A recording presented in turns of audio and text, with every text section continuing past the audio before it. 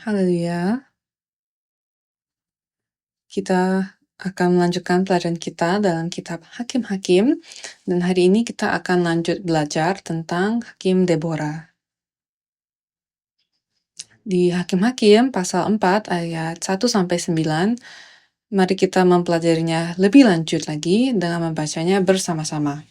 Jadi, mari kita kembali ke Hakim-Hakim pasal 4 ayat 1. Dikatakan, setelah Ehud mati, orang Israel melakukan pula apa yang jahat di mata Tuhan. Apakah kalian sudah terbiasa dengan ini? Sudah berapa kali kata ini muncul lagi dan lagi, kan? Dan saya telah menjelaskan makna kata lagi dalam bahasa Ibraninya yang berarti bertambah, semakin besar. Jadi bukan hanya hal yang sama yang terjadi berulang kali, tetapi juga hal yang berulang yang menjadi semakin buruk. Dan dikatakan setelah Ehud mati, kan, di ayat ini. Jadi ketika para hakim masih ada, Israel itu bangsanya baik-baik saja.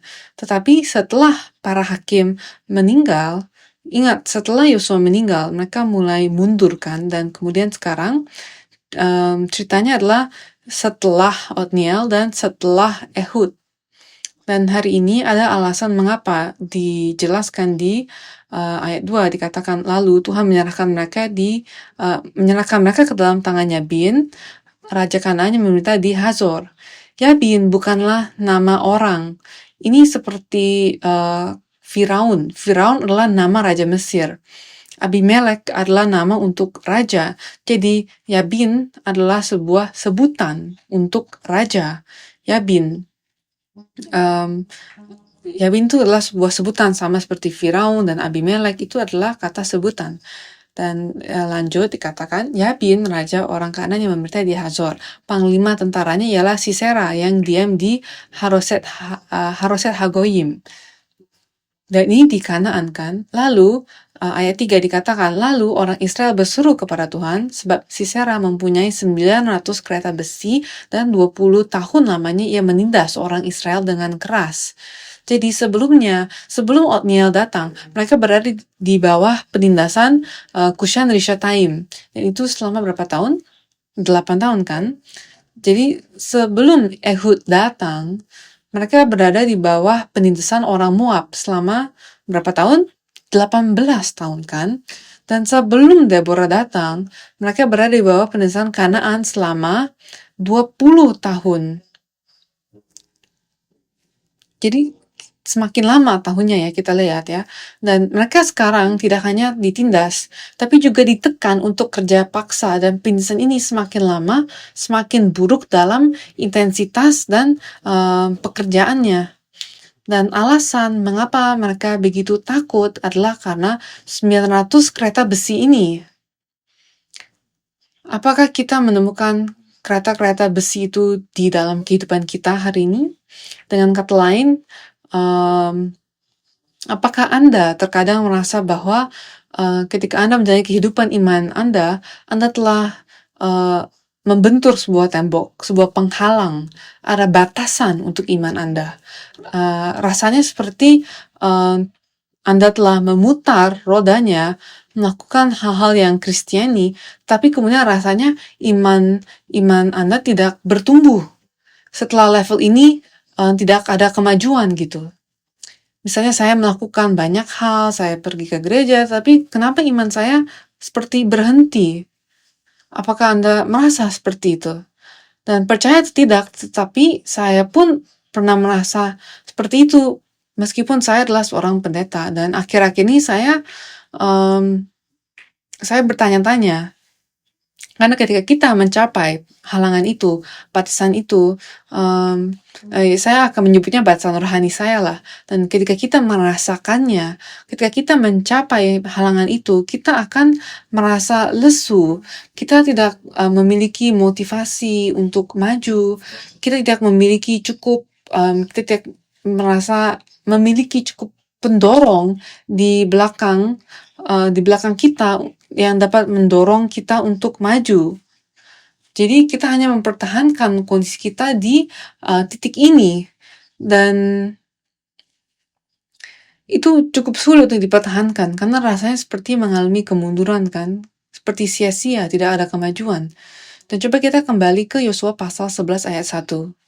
Yosua pasal 11 ayat 1 dikatakan, setelah hal itu terdengar kepada Yabin, Raja Hazor, diutusnyalah orang kepada Yobab, Raja Madon, dan kepada Raja Negeri Simron, kepada Raja Negeri Aksaf. Dan sekarang Yosua pasal 11 ayat 10 sampai 12 dikatakan, pada waktu itu Yosua kembali direbutnya Hazor dan rajanya dibunuhnya dengan mata pedang. Ingat Hazor? Siapa yang ada di Hazor? Siapa yang menderita di Hazor? Yabin Raja Hazor kan? Seperti yang kita baca pada awalnya. Tapi sekarang jadi Yosua sudah pernah merebut Hazor kan. Dan kita lanjut baca, sebab Hazor pada waktu dahulu adalah yang terutama di antara segala kerajaan itu. Semua makhluk yang ada di dalamnya dibunuhnya dengan mata pedang sambil menumpas orang-orang itu. Jadi semua makhluk di sana telah dibunuh ya. Semua dikatakan, tidak ada yang tinggal hidup dari semua yang bernafas, dan Hazor dibakarnya. Selanjutnya, segala kota kepunyaan raja-raja itu dan semua raja yang dikalahkan Yosua dan dibunuhnya dengan mata pedang. Mereka ditumpasnya seperti yang diperintahkan Musa, hamba Tuhan itu. Jadi sekali lagi, Raja Mesir disebut dengan sebutan Firaun, dan raja di sini disebut Yabin, sehingga ini adalah Raja Kanaan disebut Yabin, dan Abimelek adalah sebutan raja orang Filistin. Jadi Yabin nama yang sama. Apakah itu berarti itu adalah orang yang sama? Atau apakah berarti Raja Kanaan yang lain datang? Jadi Yosua, dia telah benar-benar menghancurkan mereka sepenuhnya. Tetapi entah bagaimana, mereka berhasil hidup kembali. Jadi mereka ini seperti rumput liar. Kita pikir kita telah menyingkirkan mereka, tapi mereka malah tumbuh kembali lagi. Jadi bangsa Israel, mereka tidak berhasil. Mereka tidak mempertahankan kondisi iman mereka, kondisi rohani mereka. Mereka tidak mengelola tanah yang diberkati, tanah yang dijanjikan Tuhan, diberikan kepada mereka sebagai berkat. Mereka tidak mengelolanya. Dan karena mereka menyembah berhala dan menjalani kehidupan yang tidak menyenangkan Tuhan, Tuhan mengizinkan rumput liar itu untuk tumbuh kembali. Dan itu menjadi duri di dalam kehidupan mereka. Coba kita renungkan tentang dosa-dosa yang kita pertama kali lakukan ketika kita percaya kepada Yesus. Kita telah membuangnya kan, kita bertobat darinya. Namun setelah itu dan kita tertusuk dan tertikam oleh duri-duri tersebut di masa-masa sebelumnya, dan kita belajar dari hal tersebut dan kita berkata, baiklah Tuhan, saya tidak akan pernah melakukannya lagi. Namun setelah beberapa saat kita lupa dan kita memiliki kecenderungan untuk lupa, ya kan? Dan kita menjadi mati rasa terhadap dosa, dan saat itu dosa itu akan kembali lagi dengan nama yang sama. Sama seperti Yabin yang muncul kembali dengan sebutan yang sama.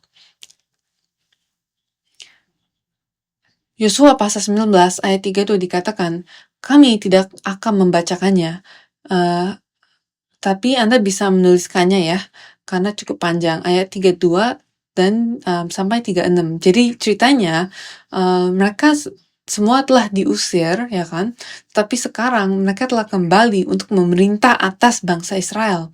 Jadi semua usaha untuk menghancurkan dan menaklukkan Kanaan sekarang akan terhapus. Hakim-Hakim pasal 4 ayat 2 dan 3 dikatakan, lalu Tuhan menyerahkan mereka ke dalam tangannya bin Raja Kanaan yang meminta di Hazor. Lalu orang Israel berseru kepada Tuhan. Jadi apakah Anda berseru kepada Tuhan hari-hari ini, saat ini? Apa alasan mengapa kita berseru kepada Tuhan? Apa yang menjadi doa-doa kita? Itu adalah kereta besi kita. Hal yang membatasi kita. Hal yang bukannya membuat kita maju, malah membuat kita mundur. Coba renungkan, coba kaji iman kalian seperti apa. Apakah iman Anda bertumbuh dan terus maju, atau justru mengalami kemunduran? Coba periksalah kembali. Dan apa yang membatasi kita? Apa yang menghentikan kita untuk maju? Apa yang menghalangi kita untuk menaati firman Tuhan 100%? Jadi ketika mereka berseru kepada Tuhan, jawaban Tuhan adalah Deborah. Mereka berseru kepada Tuhan, Tuhan, kita diperhadapkan dengan 900 kereta besi, itu sebabnya kami tidak bisa maju. Itu sebabnya kami ditaklukkan kembali oleh bangsa Kanaan. Dan Tuhan menjawab mereka dengan satu kata, yaitu Deborah. Jadi ketika kita memiliki kereta besi yang menghalangi jalan kita, ingatlah, kita pun memiliki Deborah di sini. Kita memiliki jawaban. Jadi mari kita pikirkan tentang Deborah. Di Hakim-Hakim 4 ayat 4 dikatakan, pada waktu itu Deborah, seorang Nabiah, istri Lapidot, memerintah sebagai hakim atas orang Israel. Dan sekarang, coba kita taruh perspektif kita, pikiran kita kembali ke masa itu. Seorang hakim yang wanita, hakim wanita. Dan pada masa kini, hal ini tidak menjadi masalah kan, namun pada masa itu, hal seperti ini dapat membuat orang-orang berpikir tentang kota itu, tentang negara itu. Ketika Anda memiliki seorang hakim wanita yang memerintah atas semua orang, apa artinya itu? Pada masa itu, perempuan bahkan tidak boleh mengajar atau melakukan pekerjaan di luar rumah seperti ini. Mereka bahkan tidak dianggap cukup baik untuk diperhitungkan. Dan maafkan saya, tetapi itulah budayanya pada saat itu dan waktunya pada saat itu ya seperti itu gaya hidup mereka. Tetapi bagi Deborah untuk menjadi seorang hakim, hal apa ini katakan kepada kita? Ini berarti tatanan telah kacau dalam masyarakat itu. Mengapa? Karena dan para wanita di sini jangan merasa tersinggung ya kalau saya mengatakan hal itu, karena masalahnya adalah pria. Tidak ada pria yang baik di situ. Tidak ada satupun pria yang baik yang dapat berdiri sehingga wanita ini harus maju ke posisi ini. Dan wanita ini ditempatkan pada posisi hakim. Dan dia hanya duduk, dikatakan bahwa dia biasanya hanya duduk di bawah pohon korma dan dia menghakimi, dia memutuskan mana yang benar dan mana yang salah soal kasus-kasus yang perdata, ya kan? Dan sejak awalnya saudara menjadi seorang hakim sebelum peristiwa ini, tetapi Deborah tidak terlibat dalam perang atau pertempuran. Tapi kemudian sekarang, karena masalah ini, mereka berseru kepada Tuhan, dan ia memanggil Deborah untuk menyelamatkan bangsa Israel, membebaskan orang-orang dari tangan Yabin dan Sisera. Nah ini ayat 4. Kita akan bacanya sekali lagi ayat 4 dikatakan, pada waktu itu Deborah seorang Nabiah istri Lapidot. Apa artinya? Ia menekankan Deborah seorang Nabiah, seorang nabi perempuan, istri dari seorang nabi. Ia menekankan bahwa ia adalah seorang perempuan, bahwa ia sebenarnya tidak memenuhi syarat. Kita punya Ehud, si Kidal kan, dan kita punya Syamgar yang hanya memiliki tongkat kayu, dan dia adalah orang biasa kan. Dan sekarang dalam perspektif mereka, ini bahkan lebih buruk. Tapi musuhnya pun lebih buruk, lebih besar. Musuhnya juga lebih besar. Dan pemimpin kita malah lebih lemah. Dia bukan wanita yang ajaib. Dia tidak seperti siapa namanya? Angelina Jolie gitu. Dia bukan wanita muda yang kuat dan cantik. Dia adalah seorang ajuma. Dan ajuma dalam bahasa Korea itu maksudnya ibu-ibu. Bayangkan dia sudah cukup tua dan dia suka duduk di bawah pohon korma menghakimi orang-orang ya kan. Jadi 900 kereta besi melawan seorang ajuma. Dan apakah kalian dapat membayangkannya? Jadi kita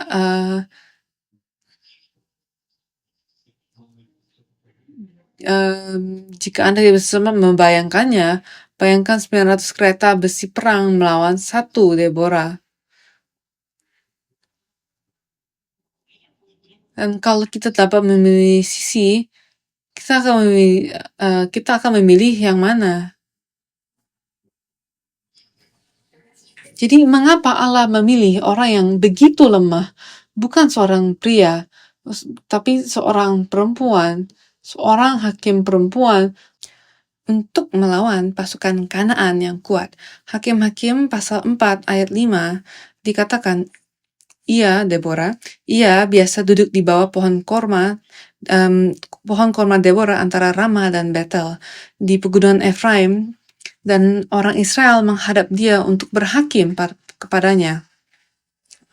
Ya kan? Tetapi ketika mereka berselisih, mereka akan datang kepada Deborah untuk meminta keputusan. Jadi Efraim adalah salah satu kota utama dan salah satu kekuatan utama dari bangsa Israel. Dan bagi Efraim untuk memiliki seorang hakim perempuan, ini menunjukkan kepada kita bahwa di Israel tatanan yang benar telah hilang. Pertempuran, peperangan perlu dipimpin oleh laki-laki. Dan jika menghakimi perlu dilakukan oleh laki-laki pada masa itu, tetapi tidak ada seorang pun laki-laki yang baik, yang cukup baik untuk melakukannya. Jadi itulah yang terjadi pada masa itu. Dan sesederhananya itu adalah cerita Deborah. Dan nama Deborah berarti lebah atau lebah madu. Ini menunjukkan kepada kita betapa rajin dan sibuknya dia bekerja. Tetapi dia tidak hanya rajin dan sibuk bekerja, tapi dan dia juga tidak selembut dan sepolos penampilannya. Dia memiliki satu pukulan, satu sengatan. Dan apa yang terjadi? Kita lihat di ayat 6 sampai 9, dikatakan ia menyuruh memanggil Barak. Dan Barak sebenarnya adalah seorang pria yang lebih muda, yang diperkirakan sedang dilatih untuk menjadi seorang hakim di bawah bimbingannya, ya. Dan dikatakan lalu ia menyuruh memanggil Barak bin Abinoam dari Kadesh di daerah Naftali, lalu berkata kepadanya, bukankah Tuhan Allah Israel memerintahkan demikian? Majulah, bergeraklah menuju Gunung Tabor dengan membawa 10.000 orang Bani Naftali dan Bani Zebulon bersama-sama dengan engkau, dan aku akan menggerakkan Sisera, panglima tentara Yabin, dengan kereta-keretanya dan pasukan-pasukannya menuju engkau ke sungai Kison, dan aku akan menyerahkan dia ke dalam tanganmu.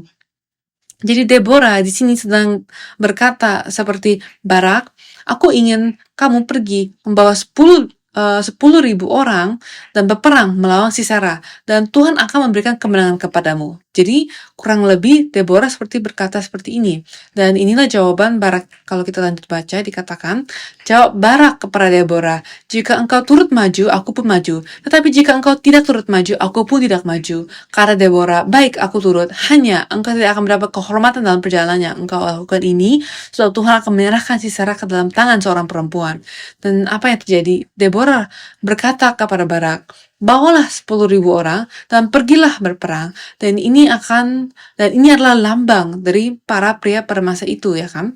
Dan apa yang Barak katakan sebagai wakil para pria-pria masa itu, dia berkata, jika kamu pergi, saya akan pergi, tapi jika kamu tidak pergi, saya tidak akan pergi. Dan Deborah berkata, Tuhan akan memberimu kemenangan, ya kan?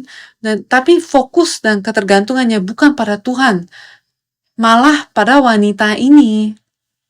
Jadi ini adalah masalahnya Barak. Jadi ini seperti ketika Tuhan memerintahkan mereka untuk melakukan sesuatu, dan mereka mulai berpikir tentang keterbatasan mereka sendiri, dan seorang pendeta berkata, tahun depan bisakah Anda menjadi pemimpin?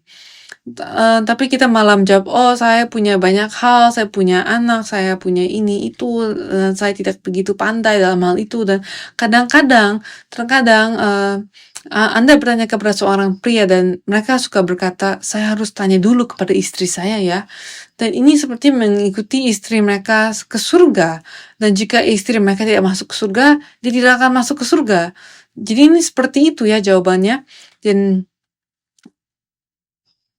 Dan orang-orang berkata, saya perlu memikirkannya dulu gitu. Yang artinya saya harus pulang dan bertanya kepada istri saya dulu. Dan ini mentalitas Barak ini. Dia memikirkan alasan mengapa ia tidak bisa pergi lebih dahulu, di mana letak ketaatannya kepada firman Tuhan. Maka Deborah pun berkata, "Baik, aku turut, hanya engkau tidak akan mendapat kehormatan dalam perjalanannya engkau lakukan ini." Dan dia terus berkata, kehormatan, kemuliaan akan diambil oleh seorang wanita kan. Tuhan akan menyerahkan Sisera ke dalam tangan seorang perempuan. Jadi Deborah mungkin memiliki harapan sebesar ini. Dia memiliki harapan yang besar pada Barak. Dia mungkin mengajarinya, melatihnya, tetapi kadang-kadang bahkan setelah semua itu ada agenda kan, ada orang yang memiliki agenda yang berbeda, orang yang membatasi diri mereka, membatasi diri mereka sendiri dengan kondisi yang berbeda-beda, dan kita semua dilatih, kita harus keluar dan kita harus menaklukkan dan kita harus meraih kemenangan. Oh, tapi terlalu sibuk, terlalu banyak hal, terlalu banyak ini itu. 900 kereta besi di depan saya. Sangat tidak masuk akal. Bagaimana saya dapat melangkah? Saya tidak akan melangkah lebih jauh lagi. Jadi Deborah berkata, ya, Tuhan akan memberimu kemuliaan, tetapi itu tidak akan diberikan kepadamu lagi. Jadi apakah iman kita bersyarat? Apakah iman kita bersyarat dalam melakukan pekerjaan Tuhan? Dan kita berbicara tentang batasan itu, hambatan yang kita hadapi, dan itu karena batasan itu, rintangan itu, kereta besi itu yang dibuat oleh syarat-syarat kita sendiri. Karena kita menjadi bersyarat, batasan itu tidak dapat dihilangkan. Kita tidak dapat melewati batas itu karena iman kita menjadi bersyarat. Dan kita selalu meletakkan satu syarat, Tuhan, jika engkau melakukan ini, maka saya akan melakukan hal itu. Dan jika engkau pergi, saya akan pergi. Jika engkau memberkati saya terlebih dahulu dengan hal ini, maka saya akan melakukannya. Dan jika engkau tidak memberikannya, jika Tuhan tidak memberikannya kepadamu, apakah kamu akan melepaskan imanmu? Itulah yang dia katakan di sini. Jadi apakah kalian akan benar-benar pergi jika itu adalah kehendak Tuhan? Dan penghiburan seperti apa yang kalian cari? Apakah Barak coba bersembunyi di balik sosok Deborah? Apakah Barak sangat membutuhkan Deborah? Tentu saja dia adalah seorang wanita Tuhan dan mungkin dia perlu memimpin Barak. Tetapi kan tapi Deborah sudah memberkati Barak. Dia berkata, Tuhan akan menyertaimu, Tuhan akan memberimu kemenangan.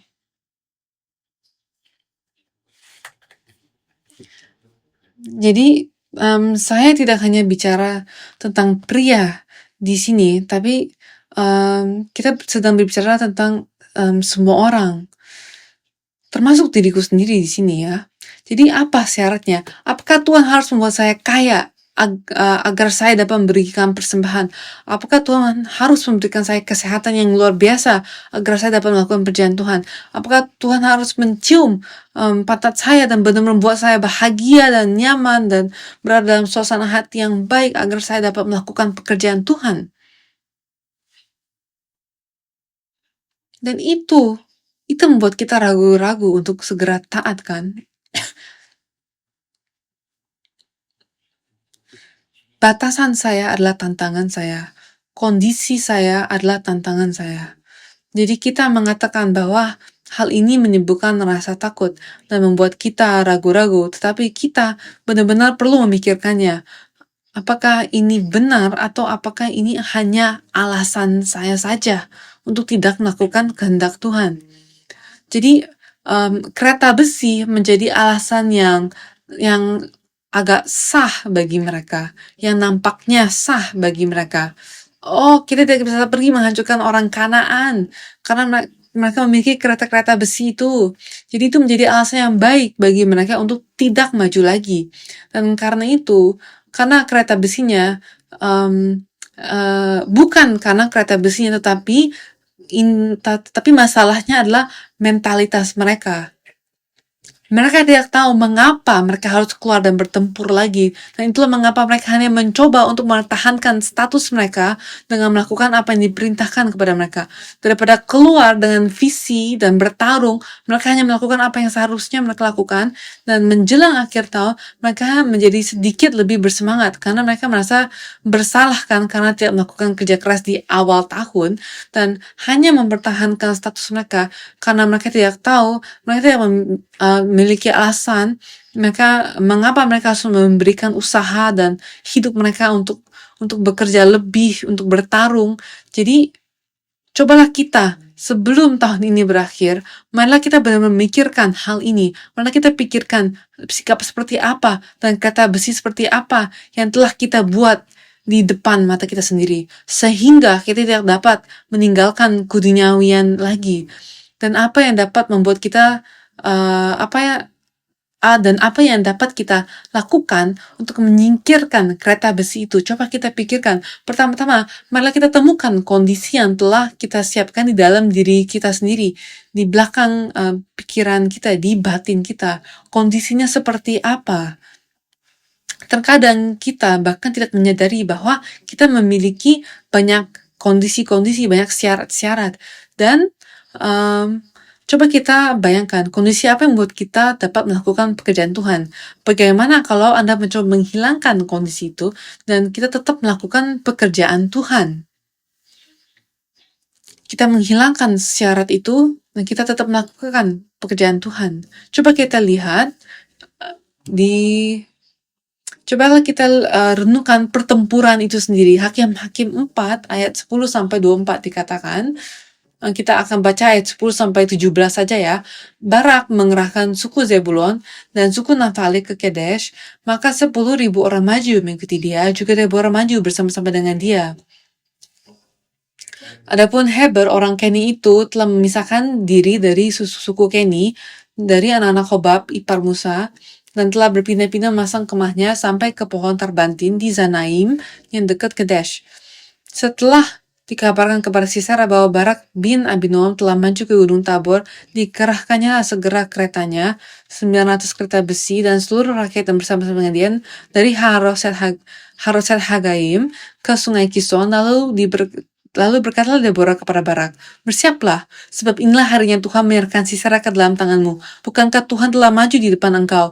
Lalu turunlah Barak dari Gunung Tabor, dan 10.000 orang mengikuti dia, dan Tuhan mengacaukan Sisera serta segala keretanya dan seluruh tentaranya oleh mata pedang di depan Barak, sehingga Sisera turun dari keretanya dan melarikan diri dengan berjalan kaki. Lalu Barak mengejar kereta-kereta dan tentara itu sampai ke Haroset Hagoyim, dan seluruh tentara Sisera tewas oleh mata pedang. Tidak ada seorang pun yang tinggal hidup. Tetapi Sisera dengan berjalan kaki melarikan diri ke kemah Yael, istri Heber orang Keni itu, sebab ada perhubungan baik antara Yabin Raja Hasor dengan keluarga Heber orang Keni itu. Jadi ini kedengarannya seperti kemenangan yang sederhana kan? Tapi bagaimana semua itu bisa terjadi? Apakah tentara Barak begitu kuat sehingga 10.000 orang dapat berlari dan bertempur? Mereka 10.000 tentara berjalan kaki melawan 900 kereta besi. Siapa yang menang? Apakah itu masuk akal? 900 kereta besi melawan 10.000 prajurit berjalan kaki. Bagaimana Anda dapat mengalahkan 900 kereta perang? Ingatlah bahwa Allah berkata, aku akan memastikan bahwa kamu akan memperoleh kemenangan. Ini adalah Tuhan yang menunjukkan kepada mereka. Apa yang mereka tidak anggap, itulah yang Tuhan gunakan. Ingat Ehud, mereka tidak menganggap orang kidal kan, tetapi Tuhan menggunakannya untuk menunjukkan kekuatannya. Dan Syamgar, Tuhan menggunakannya sebagai tongkatnya. Dan sekarang bukan Deborah, wanita yang rapuh itu, dan juga bukan Barak yang ragu-ragu dalam menaati Tuhan. Tetapi bagaimana mereka memperoleh kemenangan. Mari kita lompat ke Hakim-Hakim pasal 4 ayat 7. Inilah yang Tuhan katakan. Dan aku akan menggerakkan Sisera, panglima tentara Yabin, dengan kereta-keretanya dan pasukan-pasukannya menuju engkau ke sungai Kison, dan aku akan menyerahkan dia ke dalam tanganmu. Lihat, sungai Kison adalah kuncinya di sini, oke? Ini adalah sebuah petunjuk ya, sungai Kison. Dan coba kita baca di Hakim-Hakim pasal 5. Dikatakan, kemudian tepat setelah kemenangannya, ia menyanyikan sebuah lagu kan. Dia menulis sebuah lagu bersama Barak. Dan di tengah-tengah lagu itu, dia mengatakan hal ini. Dikatakan di Hakim-Hakim pasal 5 ayat 4. Tuhan, ketika engkau bergerak dari Seir, ketika engkau melangkah maju dari daerah Edom, bergoncanglah bumi, tirislah juga langit, juga awan tiris airnya. Dan pasal 5 ayat 21 dikatakan, sungai Kison menghanyutkan musuh. Kison, sungai yang terkenal dari dahulu kala itu. Majulah sekuat tenaga, hai jiwaku. Jadi kita harus memahami kondisi sungai Kison. Selama musim kemarau, sungai itu mengering. Jadi itu tanah datar. Dan itu menjadi jalan raya yang sempurna untuk dilalui kereta-kereta perang.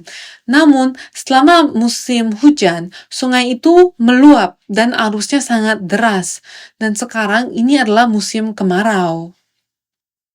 Jadi itulah sebabnya Sisera membawa kereta-kereta perangnya melalui sungai ini, karena dia tahu ini adalah cara yang paling cepat, untuk mereka melakukan perjalanan pada musim ini. Jadi di sungai Kison yang kering ini, mereka membawa semua kereta perang mereka. Dan tiba-tiba Tuhan menurunkan hujan yang tidak diduga-duga. Dan dikatakan surga meneteskan, surga juga menetes. Dan ketika sungai yang tadinya kering menerima air, apa yang terjadi? Sungai itu menjadi berlumpur. Dan kereta-kereta itu tidak bisa melaju lagi kan. Mereka terjebak. Dan karena itulah Sisera turun dari kereta dan dia berlari dengan kakinya melarikan diri. Jadi pada dasarnya Barak tidak perlu berperang. Dia membawa 10.000 orangnya, mengepung mereka, dan ketika mereka hampir tenggelam di dalam air atau masuk dalam air, dan mereka tidak akan menggunakan kereta-kereta itu lagi. Hancur sudah kereta besi itu, dan saat itulah mereka datang dan dapat menyerang. Mereka dapat dikalahkan dan mereka dikalahkan. Dan kita berbicara tentang kereta-kereta besi sebagai keterbatasan kita kan. Dan ketika Allah memutuskan untuk mengambilnya, itu sangat mudah. Selama kita mau taat dan keluar, selama kita mau percaya dan memutuskan untuk melompati kereta itu, batasan itu, selama ini kita mungkin takut akan batasan itu, takut akan hal itu. Selalu ada aja, setiap orang memiliki kereta yang menghalangi jalan mereka kan. Dan bagi saya juga sejujurnya, itu adalah dosa saya sendiri. Itu adalah sifat keras kepala saya sendiri. Itulah batasan yang saya buat sendiri. Dan terima kasih kepada Tuhan, karena ketika saya mempersiapkan pelajaran hakim-hakim kita pada hari ini, saya banyak bertobat. Dan hal ini membuat saya kembali melihat dengan seksama kehidupan saya sendiri. Dan saya bertobat dengan sangat banyak, dan saya mencoba untuk berubah beberapa hal, beberapa cara berpikir saya, kebiasaan buruk saya, dan hal-hal lainnya. Dan sekarang apa yang terjadi? Jika Anda telah mengikuti saya dan membaca ini, apa pertanyaan Anda sekarang? Semua orang sudah mati kecuali Sisera kan? Jadi apa yang terjadi pada Sisera kan? Sekarang pertanyaannya, apa yang dikatakan Deborah kepada Barak? Barak tidak akan menjadi kemuliaanmu dengan membunuhnya. Siapa yang akan melakukannya? Seorang wanita kan? Dan kami sudah berpikir itu akan menjadi Deborah kan? Dia seorang wanita kan? Tapi coba kita lanjut membaca bacaan kita di ayat 18. Ingatlah bahwa Sisera pergi ke Heber kan, ke orang Keni yang mirip dengan Singapura atau Swiss, yaitu negara netral, tanah yang tidak berperang kan. Jadi ayat 18 dikatakan di Hakim-Hakim 4 ayat 18, Yael itu pun keluar mendapatkan Sisera dan berkata kepadanya, "Singgahlah tuanku, silakan masuk. Jangan takut." Lalu singgahlah ia ke dalam kemah perempuan itu, dan perempuan itu menutupi dia dengan selimut. Dia ini, Yael ini adalah seorang perempuan kan. Dan ayat 19 dikatakan, kemudian berkatalah ia kepada perempuan itu, "Berilah kiranya aku minum air sedikit, aku haus." Jadi adalah seperti zona yang nyaman kan. Dan dia masuk dan dia berkata, lalu dia membuka kirbat susu, uh, uh, jadi Yael membuka kirbat susu ini, dan ini tidak seperti susu kita, tapi susu ini seperti keju atau yogurt gitu. Jadi dia agak kental, dia mengenyangkan, dan dia menenangkan. Jadi saat dia lelah karena lari dari hujan, dari perang, dan dia datang ke sini dan dia masuk dalam tenda, diselimuti dengan hangat, diberi minum susu yang mengenyangkan, yang kental. Jadi jadi sangat nyaman kan di sini, dan Yael memberinya minum, lalu menyelimutinya. Dan di ayat 20 dikatakan, lagi katanya kepada perempuan itu, "Berdirilah di depan pintu kemah, dan apabila ada orang yang datang dan bertanya kepadamu, ada orang di sini, maka jawablah, tidak ada." Jadi di sini ada adegan horor di sini, karena Yael bilang, "Oke." Tapi ia pergi, dia berkeliling, dia mengambil pasak dan palu, dan dia dapatkan dan membayangkan film horor. Jadi dia seperti masuk ke sebuah hotel, dia check-in, dia bisa check-in kapan saja, tapi dia tidak bisa check out kan. Dan dia check-in, dia merasa nyaman, ada seorang wanita cantik yang menunggunya, dan dia berkata kepada Yael, "Pastikan tidak ada orang yang tahu bahwa saya ada di sini ya." Dan Yael menjawabnya, "Oke, tidak akan ada yang tahu." Tetapi kemudian dia diam-diam mencari pasak dan palu, dan saat Sisera tertidur pulas, dan pasak ini bukan pasak biasa, tapi ini adalah pasak kemah. Jadi pakunya sangat panjang. Dan coba kita lanjut baca di ayat 21. Tetapi Yael, istri Heber, mengambil patok kemah, diambilnya pula palu, mendekatinya diam-diam, lalu dilantaknyalah patok itu masuk ke dalam pelipisnya sampai tembus ke tanah. Sebab ia telah tidur nyenyak karena lelahnya, maka matilah orang itu. Jadi di mana pelipisnya? Pelipis itu kalau kita rasa di pinggir kepala kita, itu adalah bagian yang agak masuk ke dalam sedikit. Jadi itu adalah titik yang sempurna untuk memasukkan pasakan, dan Yael menusuk bagian ini sampai ke tanah. Sangat dalam kan? Dan wanita ini bukan seorang pembunuh berantai, dan kemungkinan besar Yael ini pun tidak pernah latihan untuk membunuh sebelumnya. Jadi ini kemungkinan besar adalah pertama kalinya ia melakukan pembunuhan. Dan ini pertama kalinya, dan Sisera ini adalah seorang jenderal yang terkenal. Dia adalah seorang pejuang, dan pejuang yang cukup terkenal, dan dia melakukan dan jika dia melakukan kesalahan, jika Yael salah tusuk, karena tengkorak Sisera ini pasti lumayan keras kan, karena dia adalah seorang pejuang. Tetapi Yael kan bukan seorang pekerja konstruksi, dan tenaga dia pun mungkin tidak begitu kuat kan, karena dia adalah seorang wanita biasa.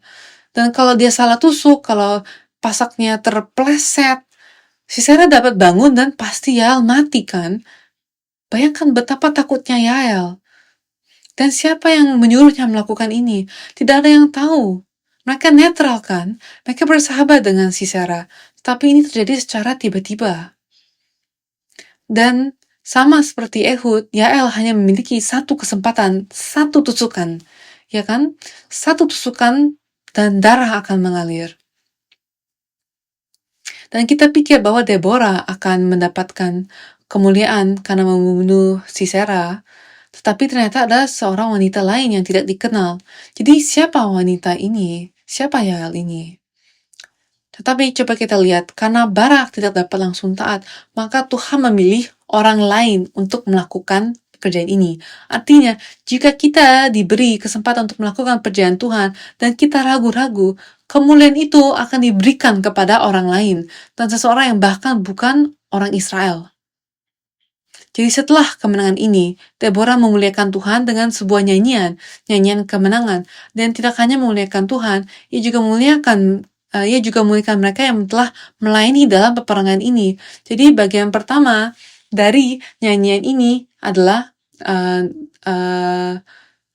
dari seluruh pasal 5, bagian pertama dari nyanyian itu adalah memuji Tuhan. Dan bagian kedua adalah menghormati Barak dan orang yang pergi berperang, dan Yael, wanita yang membunuh Sisera, dan semua suku yang ikut serta dalam peperangan ini. Dan sekarang, lagu apa ini pada akhirnya? Ini menjadi lagu apa? Dan saya berdoa agar kita, pada akhirnya, kemenangan kita, maksudnya semoga kita menghancurkan kereta besi kita dan melampaui batasan kita. Dan setelah itu, kiranya muncul sebuah lagu. Dan mari kita tanyakan kepada diri kita sendiri, apakah aku punya lagu hari ini dalam hidupku, sebuah lagu dalam kehidupan saya? Apakah Anda memiliki sebuah lagu dalam kehidupan Anda? Apa alasan Anda menyanyi? Apa alasan yang membuat Anda membuat sebuah lagu dalam hidup Anda? Mengatakan bahwa ada lagu dalam hidup Anda berarti Tuhan hidup dalam hidup Anda. Lagu itu tidak harus berbentuk fisik, bukan lagu musik secara harfiah, tapi itu adalah hati yang memuji dan terus-menerus mengucap syukur, hati yang memuliakan Allah, yang mengenali Allah. Nyanyian adalah memuji Tuhan, dan kedua, nyanyian pertama adalah untuk memuji Tuhan, dan kedua untuk mengingat apa yang telah Tuhan lakukan, mengingat apa yang telah Tuhan lakukan di masa lalu, dan menyanyikan lagu tersebut sehingga hal itu dapat diberitakan kepada orang lain. Jadi, apakah hidup saya adalah seperti sebuah lagu? Apakah hidup saya adalah sebuah pengingat akan betapa baiknya Tuhan, betapa berkuasanya Tuhan, betapa menakjubkannya Tuhan? Apakah hidup saya menjadi pengingat bagi orang lain bahwa Allah itu hidup? Apakah itu sebuah proklamasi? Dan jujur, seringkali kita melihat lingkungan kita, kondisi kita, dan kita begitu sibuk mencoba untuk fokus kepada kenyamanan kita, keuntungan kita, ya kan? Tetapi lagu Deborah, jika Anda punya waktu, coba dibaca.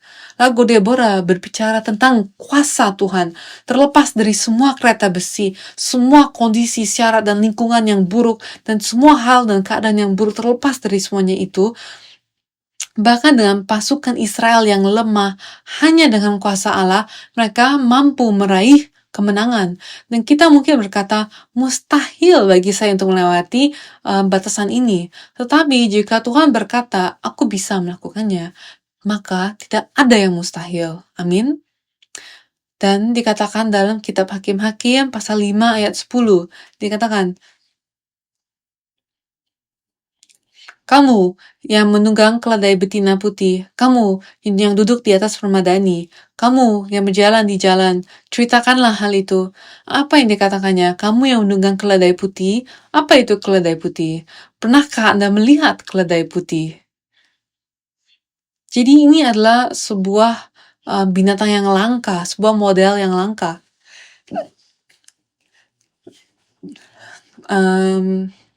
Ketika Anda pergi ke jalan dan melihat mobil yang sangat langka, wow gitu kan, siapa yang memiliki mobil langka ini? Jadi keledai putih semacam itu, jadi sangat kaya pemiliknya, sangat kelas atas, sehingga dia mampu untuk membeli binatang yang sangat langka. Dan yang kedua, Anda yang duduk di atas permadani, dan kata kaya ditambahkan di sini kan, di bahasa aslinya, tetapi sebenarnya permadani ini adalah karpet yang berarti mereka yang tidak perlu duduk di lantai. Jadi ini adalah kelas menengah, dan jadi ini berarti kelas, dan orang yang berjalan di jalan ini adalah orang-orang yang berjalan kaki. Jadi ketiga hal ini sedang berbicara soal orang-orang yang kelas atas, kelas menengah, dan kelas bawah. Semuanya tidak peduli dari lingkungan atau latar belakang seperti apa, bernyanyilah. Untuk itulah kita diciptakan. Jadi tidak peduli kita dari kelas apa, marilah kita bernyanyi. Dan bukan karena saya sedang dalam keadaan yang baik saat ini, bahkan ketika saya sedang tidak baik, marilah kita bernyanyi karena kita hidup, karena kita bertahan hidup, dan kita dapat bertahan hidup karena kasih karunia Tuhan, maka marilah kita bernyanyi. Sebelum saya tutup, saya ingin berbagi dengan sesuatu yang saya lihat. Soal apa yang membanggakan di kehidupan kita. Jadi, ini adalah tentang hal-hal yang membanggakan orang pada umumnya. Pada usia 2 tahun, bisa menggunakan toilet adalah sesuatu yang membanggakan. Pada usia 3 tahun, memiliki gigi adalah sesuatu yang membanggakan. Pada usia 12 tahun, memiliki teman adalah sesuatu yang membanggakan. Pada usia 18 tahun, bisa menyetir adalah sesuatu yang membanggakan. Pada usia 20 tahun, memiliki seseorang untuk dicintai adalah sesuatu yang membanggakan. Pada usia 35 tahun, memiliki banyak uang adalah sesuatu yang bisa membanggakan secara umum, ya. Namun, hal ini terus berulang. Sekarang, di usia 50 tahun, masih memiliki banyak uang, adalah sesuatu yang membanggakan, kan? Di usia 60 tahun, masih memiliki seseorang yang dicintai adalah sesuatu yang membanggakan. Di usia 70 tahun, masih bisa menyetir adalah sesuatu yang membanggakan. Dan di usia 80 tahun, masih memiliki gigi adalah sesuatu yang membanggakan. Dan di usia 90 tahun, masih bisa menggunakan toilet adalah sesuatu yang membanggakan. Jadi maksudnya, kita mulai membanggakan diri karena sudah berlatih menggunakan toilet, dan kita makin dengan membanggakan diri karena masih terlatih menggunakan toilet. Jadi tidak banyak yang bisa kita banggakan dari diri kita sendiri, yang bisa kita lakukan, dan yang bisa kita nikmati sebenarnya sangat singkat. Dan umat manusia kita memiliki kekuatan hanya untuk waktu yang sangat singkat. Dan Anda mungkin berkata kekristenan itu sangat pesimis, dan pendeta Sam selalu menakut-nakuti orang dan menusuk-nusuk orang. Tetapi lihatlah orang-orang yang mati tanpa mengenal Tuhan, orang-orang yang mengakhiri hidup mereka tanpa mengenal Tuhan, tanpa melakukan perjalanan Tuhan. Ada ketakutan yang besar, ya kan? Ada rasa tidak aman yang besar. Dan kita memang terbatas, tetapi janganlah kita membatasi Tuhan dengan keterbatasan kita. Ketika kita dipakai oleh Tuhan, semua keterbatasan kita akan hilang karena kuasanya mengambil alih keterbatasan kita. Marilah kita mengingat hal itu. Dan apapun kereta besi yang kita miliki dalam hidup kita saat ini, apapun keterbatasan yang kita miliki, marilah kita berdoa tentang hal itu. Mari kita tanyakan pada diri kita sendiri, apakah keterbatasan itu diciptakan oleh pikiran dan hati saya sendiri? Dan yang kedua, marilah kita berdoa kepada Tuhan. Tuhan, saya tidak bisa mengalahkan kereta besi itu, dan saya membutuhkan kekuatan ajaib-Mu. Ambillah itu.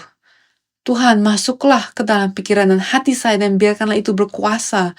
Biarkan sesuatu terjadi sehingga saya dapat melepaskannya, sehingga saya dapat mengatasinya, menaklukkannya, sehingga saya dapat dengan bebas mulai bertumbuh dan mendekat kepadamu. Mari kita berdoa.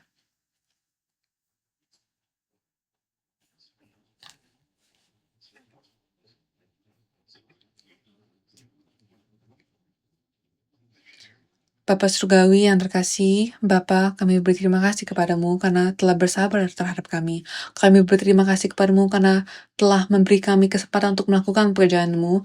Kami berterima kasih karena Engkau telah memanggil kami. Bapa, kami berdoa agar Engkau datang ke dalam hidup kami dan menyingkirkan batasan-batasan kereta besi yang ada di dalam diri kami. Kereta-kereta itu tampak begitu besar dan kuat, tetapi di bawah kuasamu mereka tidak berguna. Bapa, sama halnya dengan apa yang setan gunakan untuk membuat kami takut, membuat kami melihat ke belakang, dan membuat kami ragu-ragu. Kami berdoa agar senjata-senjata iblis itu menjadi tidak berguna. Dan Bapa, masuklah ke dalam kehidupan setiap anggota gereja Sion, dan Bapa, berikanlah kepada mereka pertolongan-Mu dan bimbingan-Mu. Izinkanlah mereka merasakan dan mengetahui dan melihat bahwa Engkau ada bersama mereka. Dan sekarang kami telah mengayuh dengan kekuatan kami sendiri, dan kami telah menggunakan semua kekuatan kami, dan kami akan tenggelam, Bapa. Tapi tolonglah kami untuk menyadari tepat di bawah kaki kami ada kapal-Mu yang besar, kapal selam-Mu yang akan datang. Engkaulah, tangan-Mu lah yang menopang kami sekarang. Maka Bapa, pakailah kami dan tunjukkanlah kepada seluruh dunia kuasa-Mu melalui kami. Kami percaya bahwa gereja Sion akan menjadi tongkat-Mu. Kami percaya bahwa setiap anggota gereja Sion, setiap keluarga yang menjadi bagian dari gereja Sion akan menjadi seperti Deborah, yang dipanggil untuk melakukan pekerjaan-Mu. Meskipun dunia menganggap kami lemah, kami percaya bahwa kami seperti lebah madu, pekerja yang manis bagimu, dan kami akan menjadi mereka yang akan masuk ke dalam kerajaan-Mu. Terima kasih banyak atas kasih karunia-Mu. Kami percaya bahwa Engkau telah memilih kami, dan Engkau akan menjawab doa-doa kami. Kami berdoa dalam nama Tuhan Yesus Kristus dengan ucapan penuh syukur. Amin.